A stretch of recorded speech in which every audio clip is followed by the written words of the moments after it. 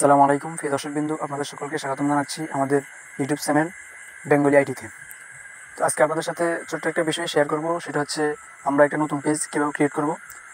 তো সেক্ষেত্রে আমাদেরকে সবসময় সতর্ক থাকতে হবে, কারণ আমরা অনেক ভিডিও দেখেই অনেকভাবে পেজ ক্রিয়েট করতে শিখছি। সেক্ষেত্রে আমরা আমাদের যেভাবে শিখাবো সেটা হচ্ছে একদমই এক্সেপশনাল এবং এটা হচ্ছে আনবিলিভেবল, যেটা আপনার কাছে সবচেয়ে গ্রহণযোগ্য হবে বলে আমি মনে করছি। তো দর্শক, দেরি না করে আমরা চলে যাচ্ছি আমাদের সকলের ফোনের স্ক্রিনে। সেখান থেকে আমরা সর্বপ্রথম আমাদের পেজটা ক্লিক করতে হলে আমাদের ফেসবুক লাইট অপশনে ক্লিক করব। ক্লিক করার পরে আমাদের উপরে 3 ডট অপশন থাকবে। তো সেখান থেকে আমরা 3 ডট অপশনে ক্লিক করব। ক্লিক করার পরে এখানে কয়েকটা অপশন থাকবে, সেখান থেকে আমরা পেজ অপশনটা খুঁজে নিব। পেজ অপশনে যাওয়ার পরে বাম পাশে উপরে একটা অপশন থাকবে, সেটা হচ্ছে ক্রিয়েট অপশন। তো আমরা ক্রিয়েট অপশনে ক্লিক করি। ক্লিক করার পরে আমাদেরকে এখানে গেট স্টার্টেড করতে বলছে। সেক্ষেত্রে গেট স্টার্টেড ক্লিক করার পরে আসছে এখানে হচ্ছে আমাদেরকে বলবে পেজ নাম সিলেক্ট করার জন্য। তো আমরা পেজ নাম সিলেক্ট করব। আমি আমার থেকে একটা সিলেক্ট করতেছি, আপনারা আপনাদের মন মতো একটা সিলেক্ট করে নেবেন। তো সেক্ষেত্রে এরপর আমরা নেক্সটে ক্লিক করব। ক্লিক করার পরে আমাদেরকে ক্যাটাগরি সিলেক্ট করতে হবে। তো এখান থেকে আমরা ডিজিটাল ক্রিয়েটরটা সিলেক্ট করতে হবে, মাস্ট বি। তারপরে আমরা আবার নেক্সট ক্লিক করব।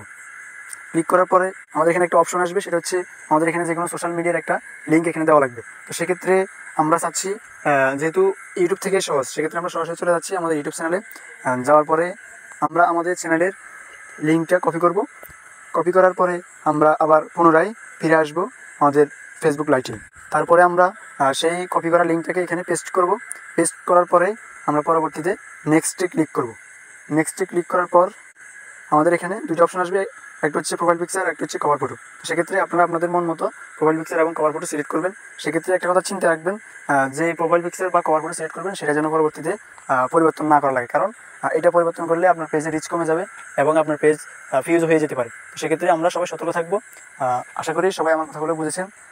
সবাইকে ধন্যবাদ জানিয়ে আজকের ভিডিও এখানে শেষ করছি, এবং সবাই আমাদের পাশে থাকবেন।